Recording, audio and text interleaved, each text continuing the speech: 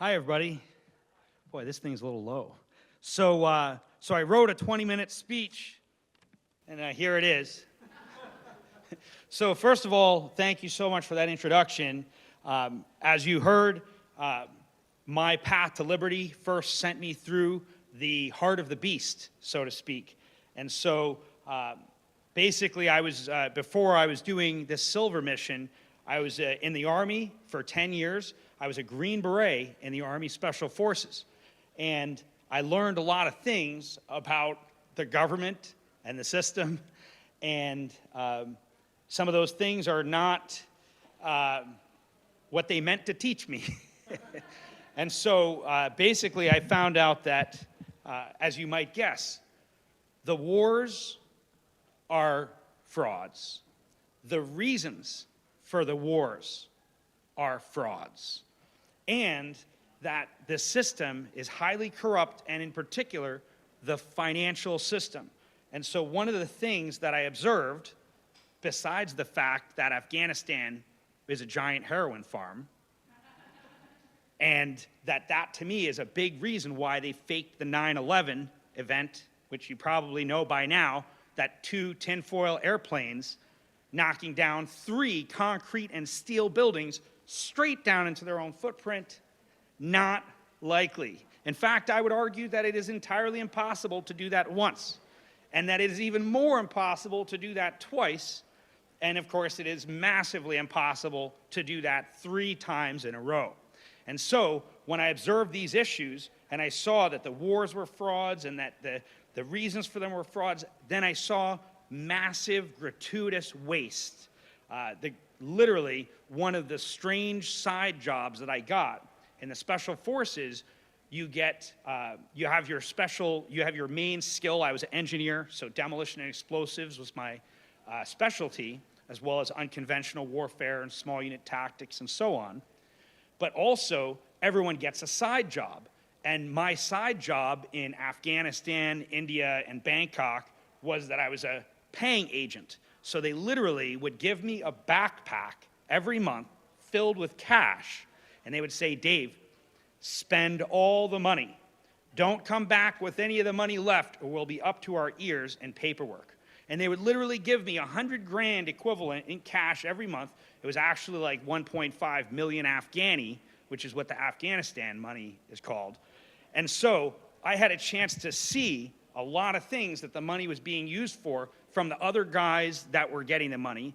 And also, in our case, they'd give me this money and say, spend it all, but then they'd say, you can only spend it on these things. And of course, it was things that nobody wanted, none of the guys on the team wanted, but we still had to waste all the money.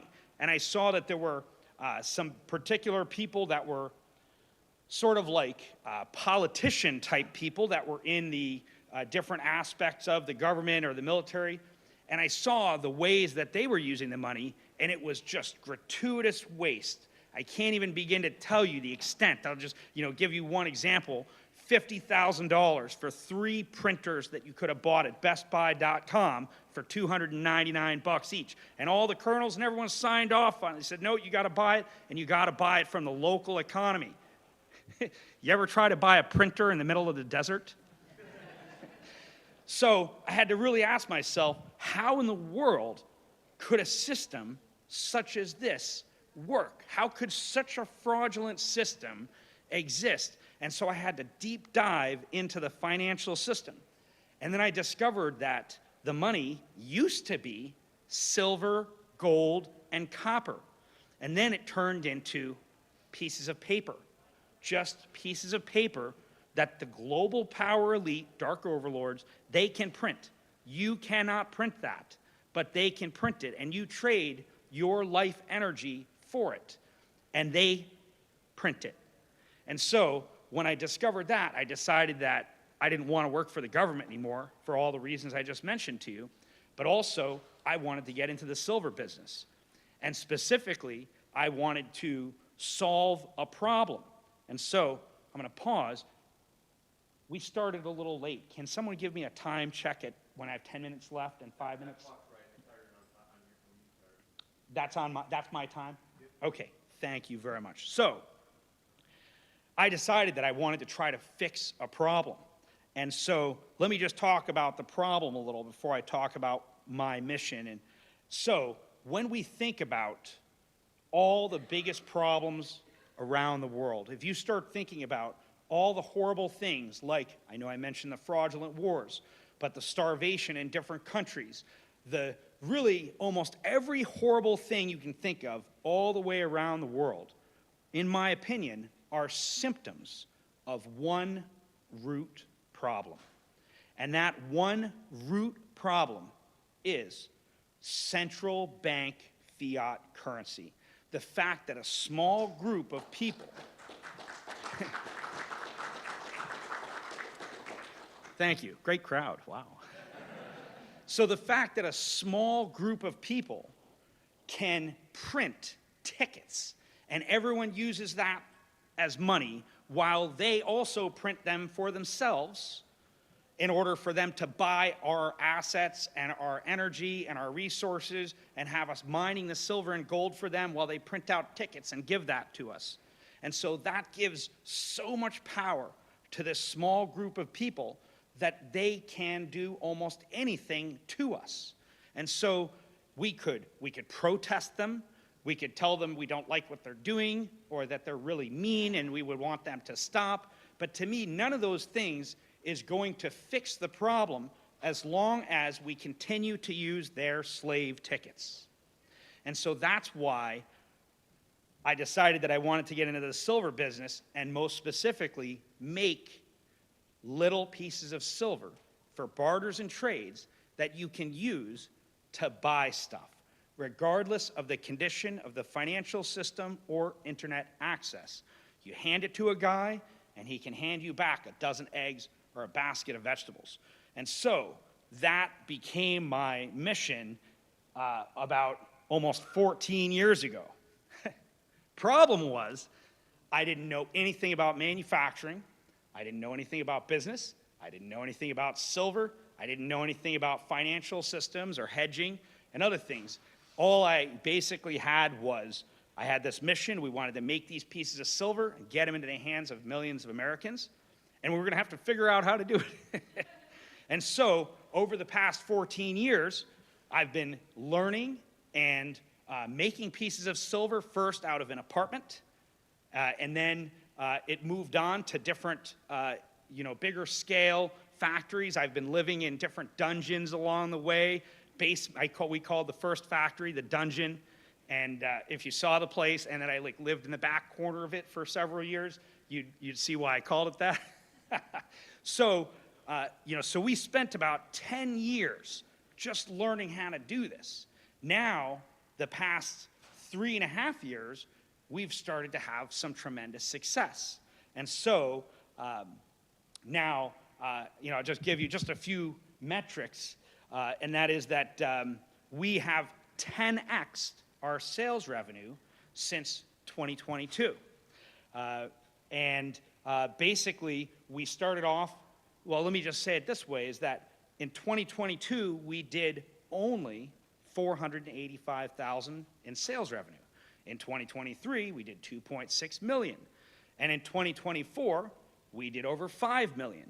And so far, this year, the first quarter of this year, we did 350% more sales than the first quarter of last year.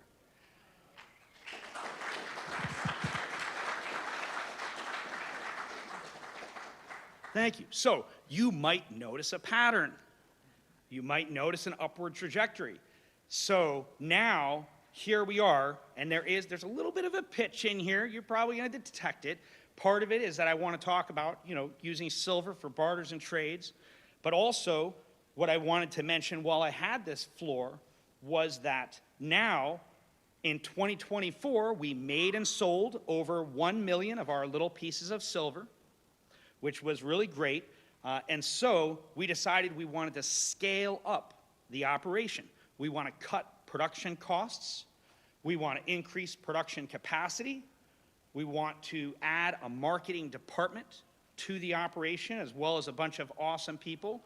And so over the past 5 weeks, we decided that we were going to sell 20% of the company for $2.5 million in order to use that capital and augment all those things that I mentioned. And so far, it has been 5 weeks, and we've raised $2.1 million of the $2.5 million we're looking for. Thank you. So with that being said, we are close to reaching our goals. And so while I have this audience of awesome, liberty-minded, possibly silver stacker people, I'll first just say, and this part I'm going to keep short, because only a small amount of this is pitchy.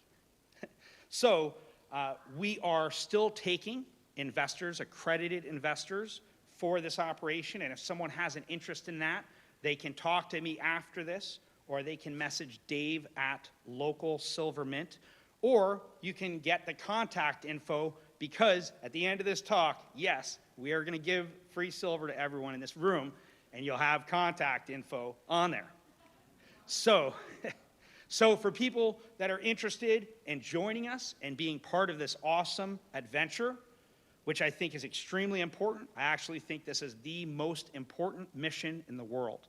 It's not just about money. Yes, we made a bunch of money lately, and we're going to make a lot more, and we're literally going to make the money. So those of you that have that interest, let me know. Now, the next thing I want to let people know is that we are trying to hire a number of awesome people.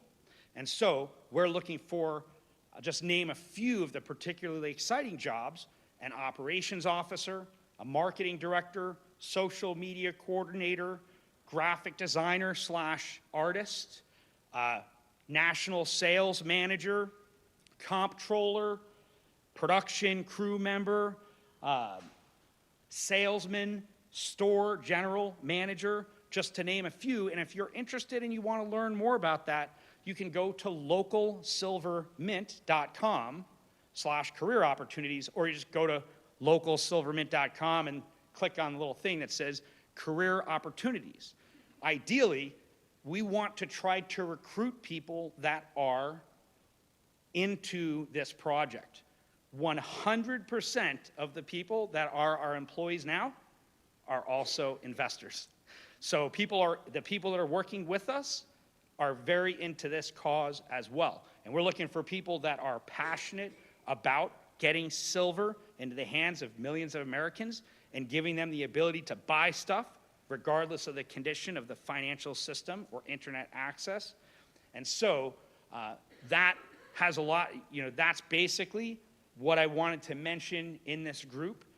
And eventually we're going to switch it to a question and answers for the last few minutes of this.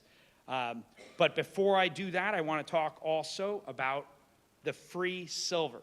So right now, I'm here. You guys are in this room, as we can tell. And outside, in the cardinal direction I'm pointing, we have our local Silver Mint silver booth. Did anyone see that booth yet? Okay. So for those of you that are in this room now, when you leave, if you go to our booth, there's a young man at the booth table, and his name is Charlie. He's a genius, literal genius, and he's also a kid salesman, and he's probably sold more silver than most adults that you know. And he's over there, and if you go and tell him the code word Silver Dave, he's going to give you a free piece of silver. So when you leave this room, if you remember, go see Charlie at our stand at Local Silver Mint and use the code word Silver Dave to get a free piece of silver. You guys remember what that code word is? Wow. You guys are good. All right. So now I want to transition over to a question and answers. Does anyone have a question or a comment or a thought? Anyone? Yes, sir. Why silver and not gold? Oh, great question, sir. All right. So the reason that I'm Silver Dave instead of Gold Dave is because I see silver offering more percentage gain potential and better spendability for basic essentials.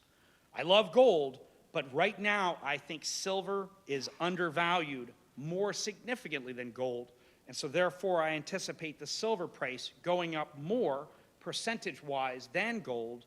Secondarily, if you want to buy a dozen eggs or a basket of vegetables from your neighbor down the street with our 1/10 of silver for around $3.50, it's easy to do that. If you want to do that with gold, well, an ounce of gold at $3,500-ish, that's a lot to spend at a time. And then if you even a tenth of an ounce of gold, still $350, and that's at the pre-hyperinflation values. So those are the main reasons why I am more enthusiastic about silver than gold, but it's not bad to have a little gold in your stack too. Does that answer your question, sir? Thank you. Thank you for taking my question. How do these products, your products, compare to competing products such as Goldbacks, and what are the advantages? Oh, great question. So there's a few distinct differences between our product and first, compared to other 1/10 ounce silver. Our 1/10 ounce silver is the lowest priced 1/10 ounce silver in the world on SD Bullion, JM Bullion, Money Metals, SD Bullion, all the sellers selling our product. It is less expensive to buy than other 1/10 ounce. Now, Goldback. I think Goldback is great, but I like it more as a collector item than a barter tool. And the reasons why I feel that way is first, in order to weigh it or test it, you have to melt it down in a laboratory. It's mostly plastic, so it's hard to weigh or test it without destroying it. The next problem is durability. They can crack and break apart if you fold them, so they're not as durable. And then the last thing is our product has approximately 25% premium. The Goldback has a 100% added premium. The thing about gold is, to me, gold is meant for big purchases, silver is meant for medium purchases, and copper is meant for little purchases.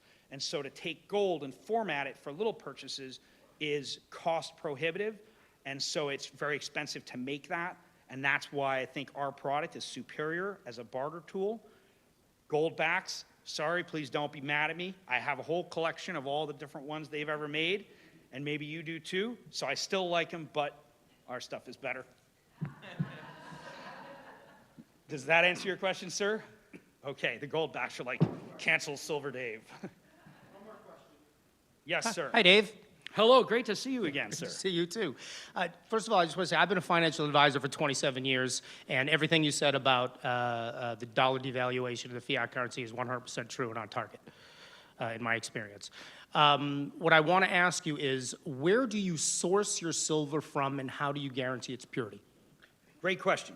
So when we're making our minted products, we buy our silver from Glines and Rhodes Refinery, which is in Massachusetts. They've been in business for over 130 years, and we get silver casting grain, which is very convenient because it's scoopable and you can pour it into the crucibles and it comes in bags. And of course, it's the lowest priced pure silver product. If you were to buy bars and coins and melt them down, you pay a lot more money for those, and then you're wasting the money. So so that's why we're using that material.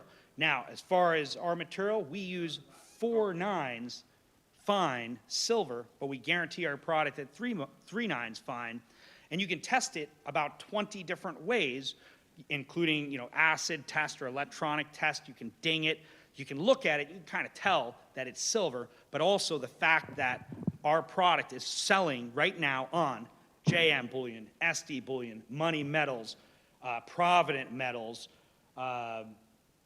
Silver.com, SD Bullion, and others. The fact that they are all selling our product should also be a testament to the quality of it, because those guys, they test what they sell too, and they don't sell stuff that is not legitimate.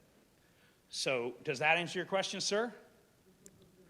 Okay. All right. What is the code you're going to say when you go to his booth? All right. I want everybody over there. Thank you Give so it much, up for Silver everybody. Dave.